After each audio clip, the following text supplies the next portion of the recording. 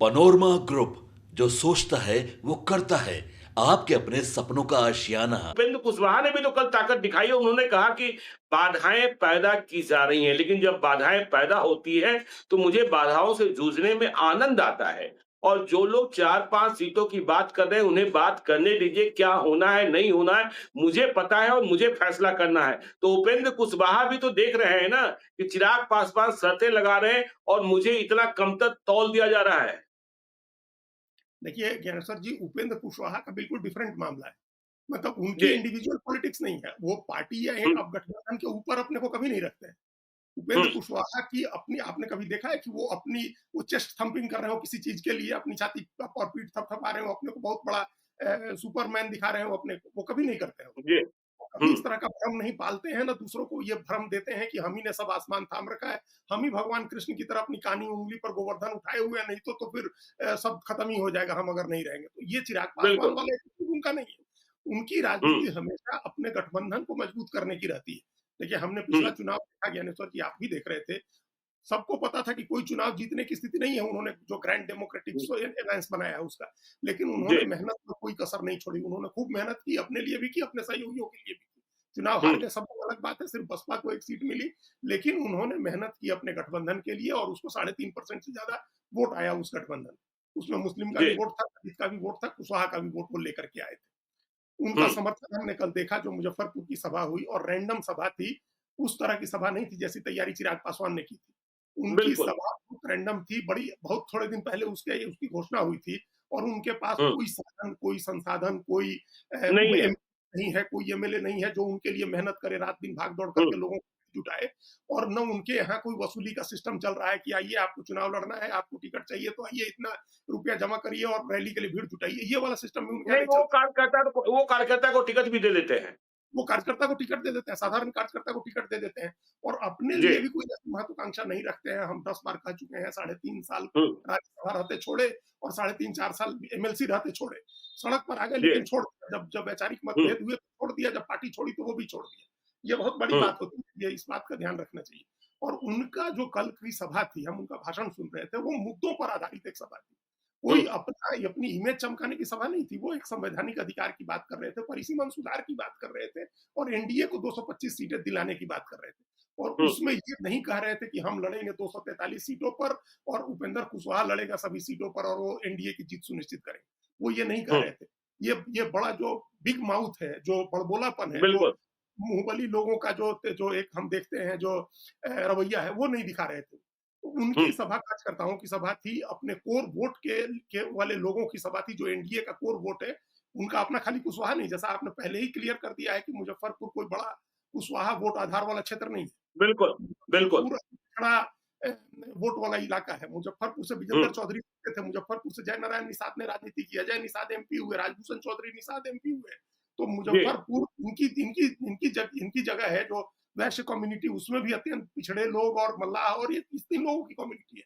इनकी भीड़ जुटाई, उनके अधिकार बताए उन्होंने, उनके लिए परिसीमन की ज़रूरत बताई कि अगर लोकसभा की सीटें बढ़ती हैं और उसका फ़ायदा बिहार को मिलता है, अगर डेमोग्राफिक डिविडेंड जिसको बोलते हैं, अगर हमको हमारी आबादी का लाभ मिलता है तो इसका लाभ सबको मिलेगा। तो ये वो कह बिल्कुल। रहे थे, तब उन्होंने राजनीति की बातें की और उन्होंने जो कहा सो इशारों में कहा, उन्होंने कोई ऐसी बात नहीं कही। उन्होंने ये ज़रूरी था, क्या क्यों ज़रूरी था कि सर जी, इसके 2 कारण हैं। जिस जी। दिन ये खबर आई कि उनको 4-5 सीटें मिलेंगी या 3-4 सीट मिलेगी, उस दिन से उनके कार्यकर्ताओं का मनोबल गिरा था। एक तो आपने कई बार हम लोगों ने चर्चा की, जब औरंगाबाद में प्रधानमंत्री ने उनका नाम नहीं लिया सभा में, जब विक्रमगंज की सभा में, विक्रमगंज में। विक्रमगंज की सभा में जब उन्होंने नाम नहीं जी, लिया, इससे मोरल बिल्कुल। डाउन था थोड़ा लोगों का, कार्यकर्ताओं का। उनकी पार्टी भी पूरी तरह से एनडीए के साथ लड़ने को तैयार है, एनडीए के साथ ही लड़ना चाहती है उनकी पार्टी भी, उनके जी। वर्कर्स भी, क्योंकि हुँ, उसके हुँ, साथ अलायंस ज़्यादा बेटर कोऑर्डिनेटेड होता है। देखिए, वो हुँ, आरजेडी के साथ नहीं जा सकते हैं, वो उनको एक वैचारिक रूप से लालू यादव के की राजनीति से उनको दिक्कत होती है। कोई समझौता हुँ, करना हो तो अलग चीज़ है, लेकिन उनको एक दिक्कत रहती है जो कई बार वो कह चुके हैं। तो एनडीए के साथ बिल्कुल। रहना है और एनडीए में अगर इस तरह से अनदेखी होगी तो उससे उनके कार्यकर्ताओं का मनोबल गिरता है। तो वो हुँ, मनोबल गिरा हुआ था कार्यकर्ताओं का, ऊपर से हुँ, 4-5 सीटों की बात आ गई तो और मनोबल गिरा। तो ये हुँ, एक कारण था कि उनको कुछ क्लैरिफ़ाई करना था, उनको ये भरोसा दिलाना था अपने लोगों को कि आप चिंता मत करिए, हम हैं, हम बात करेंगे। तो उनके हुँ, नेता लोगों पर भरोसा करते हैं। देखिए, वो एकमात्र छोटी पार्टी है, हम हर बार कहते हैं, जिसके पास हर जिले में संगठन है, जिसके पास हर प्रखंड में लोग हैं, कमिटेड लोग हैं जिनके जी, पास, ये उपेंद्र कुशवाहा के पास है। तो उनको उन्होंने भरोसा दिलाया, वो लोग भरोसा करते भी हैं कि उपेंद्र कुशवाहा अपने अपने सम्मान के साथ समझौता नहीं करेंगे। अगर वो बहुत बिल्कुल। असुविधाजनक चीजें होंगी तो वो छोड़ देंगे चुपचाप और राज्यसभा भी छोड़ देंगे। उनको कोई हुँ, ऐसी ऐसा लालच लोभ नहीं दिखता है कभी। तो एक तो वो जरूरी था अपने कार्यकर्ताओं का मनोबल बढ़ाने के लिए, तब भी उन्होंने ये नहीं कहा कि हम 20 सीट लड़ेंगे या हम 25 सीट लड़ेंगे, हमको नहीं देंगे वो तो बिल्कुल। हम देंगे। उन्होंने कहा कि हम हुँ, बात करेंगे, ये हमारे पर भरोसा रखिए। और दूसरी बात क्या थी ज्ञानेश्वर जी, कि कुशवाहा समाज में एक रिएक्शन देखने को मिला था पिछले 3-4 दिन। बिल्कुल, बिल्कुल, जब बातें हुई कि 4-5 सीटें और जो बात आपने कही थी ना परसों शनिवार के कार्यक्रम में, कि यदि आप सम्राट चौधरी को मुख्यमंत्री का उम्मीदवार घोषित कर दीजिए, तो हाँ, ठीक है कि ठीक है। कुशवाहा वोट बैंक जो है, वह जमा पूँजी के रूप में बीजेपी के पास चला जाएगा। लेकिन जब तक सम्राट चौधरी मुख्यमंत्री घोषित नहीं होते हैं, कुशवाहा की पार्टी, उपेंद्र कुशवाहा की पार्टी आरएलएम ही मानी जाएगी। बिल्कुल मानी जाएगी, आरएलएम ही मानी जाएगी। भाई आप देखिए ना, जी, ये अभी भी सम्राट चौधरी, क्या ऐसा थोड़ा कि सम्राट चौधरी चिराग पासवान से कम पॉपुलर नेता है बिहार में। लेकिन अभी बिल्कुल। इंडिया हुँ, का सर्वे आया तो चिराग पासवान को ज़्यादा वोट थे सम्राट चौधरी से। हुँ, 10% वोट था चिराग पासवान को और 6% 6.5% सम्राट चौधरी को। तो जी, सम्राट चौधरी तो बड़ा वोट आधार वाले नेता हैं, बड़े अनुभवी नेता हैं, प्रशासनिक अनुभव है, राजनीतिक अनुभव है और वो एक बड़ा कद है उनका। इसके बावजूद हुँ, उनको कम क्यों आ रहा है? इसलिए आ रहा है क्योंकि उनके समाज के लोगों को लग रहा है कि अभी तक तो मुख्यमंत्री अनाउंस ही नहीं किया, पता नहीं क्या होगा आगे। तो जब तक बिल्कुल। ये कंफ्यूजन नहीं दूर होता है, तब तक कुशवाहा के नेता तो और कुशवाहा की पार्टी तो आरएलएम ही है। तो जी, उनके बीच में एक रिएक्शन देखने को मिला था, कुशवाहा समाज के अंदर एक नाराजगी देखने को मिली थी और उस हुँ, नाराजगी, उस माहौल का फ़ायदा मतलब आरजेडी उठा सकती थी। उसका हुँ, फ़ायदा प्रशांत किशोर भी उठा सकते थे, एक बड़ा चैलेंज जिन्होंने पैदा किया है। तो इसलिए भी उपेंद्र कुशवाहा को ये स्पष्ट करना ज़रूरी था कि आप उससे निराश नहीं हो, उसमें मत आए, उस जाल में मत फँसे जो जो एक मीडिया में फैलाया जा रहा है कि 4-5 सीटें मिलेंगी। जी, कितनी सीटें मिलेंगी वो अलग बात है, वो भी नहीं कह रहे हैं। लेकिन ये 2 कारण थे, एक तो अपने जो कार्यकर्ता हैं, पार्टी के कार्यकर्ता जो मेहनत कर रहे हैं, उनको भरोसा दिलाना था, उनकी हिम्मत बंधानी थी और दूसरा कुशवाहा समाज को भी एक पॉजिटिव मैसेज देना था कि आप इधर-उधर मत देखिए, आपका घर एनडीए है। आपका जी, घर एनडीए है, मूल घर जो होता है, हुँ, जैसे हम लोग पढ़ते हैं ना कि हमारे 9 ग्रहों में अमुक ग्रह का घर कौन-सा है। चौथे घर में हुँ, है तो अपने घर में बैठे हुए हैं और दूसरे के घर में चले गए तो क्या नुकसान हो सकता है। तो जी, उन्होंने ये बताया कि भाई कुशवाहा आपका घर एनडीए है। तो आप इसी घर बिल्कुल, में रहिए, इधर-उधर इस घर से जाइएगा तो नुकसान एनडीए का भी आप करेंगे और अपना भी नुकसान करेंगे, आपको कोई फ़ायदा नहीं होना है।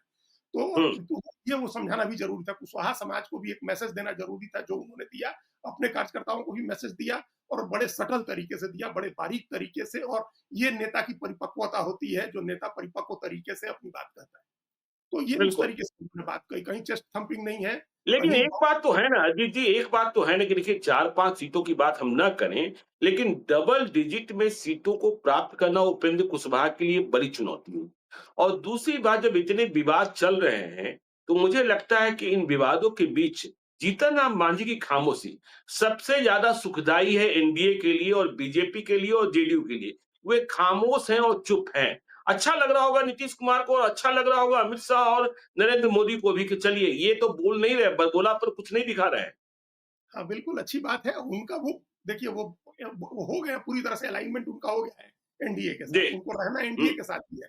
तो जब हुँ, आपको वहीं रहना है, तो फिर आप बदमज़गी क्यों कर रहे हैं? क्यों करें? ये बात वो समझ गए हैं, बुजुर्ग नेता हैं और उनको क्या चाहिए? बिल्कुल।